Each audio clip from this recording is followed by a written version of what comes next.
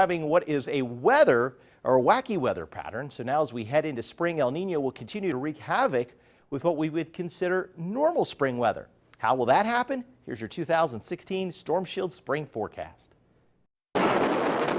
Spring, when summer meets winter with sometimes violent consequences. Predictable, but often wild weather. And this spring could even be more wild thanks to El Nino. The Pacific Ocean warmed to near record levels this winter. Now El Nino is weakening, but will impact our spring weather patterns. Weather patterns we break into three distinct phases. Phases identified with signature storms within the giant cycle. This year, that pattern repeats every 50 days. How do we know? The Lezak recurring cycle. What is it? We caught up with the theory's founder, Gary Lezak, at a Storm Chaser conference in Norman. The weather pattern sets up in the fall and it cycles through the winter and the spring and the summer. So this spring, the weather pattern we're about to experience this spring with severe weather risks is the same weather pattern we just went through this winter. I used the LRC to successfully predict a warmer than average and wetter than average winter here in Tulsa. And my forecast made in November for a big storm to hit the area at the end of December was spot on when high winds, tornadoes, flooding rains, and snow hit green country between December 26th and December 29th.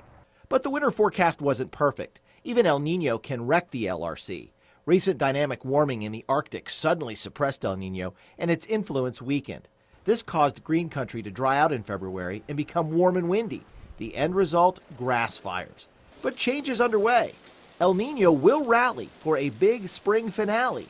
Climate expert Stephen Strum with Tulsa-based Frontier Weather agrees. This El Nino is very strong, so it has the potential to persist, certainly at least through the middle of spring.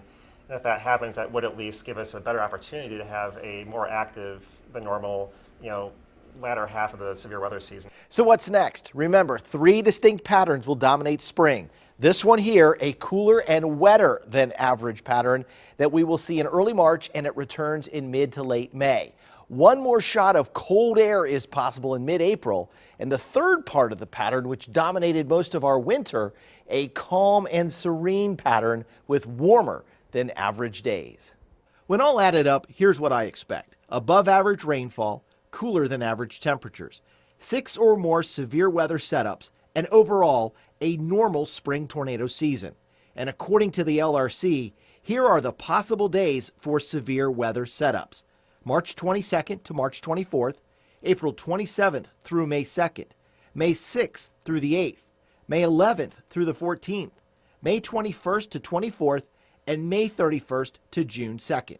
In other words, thanks to El Nino, the peak of severe weather season may be delayed, could end up lasting into June, and will keep us all on alert.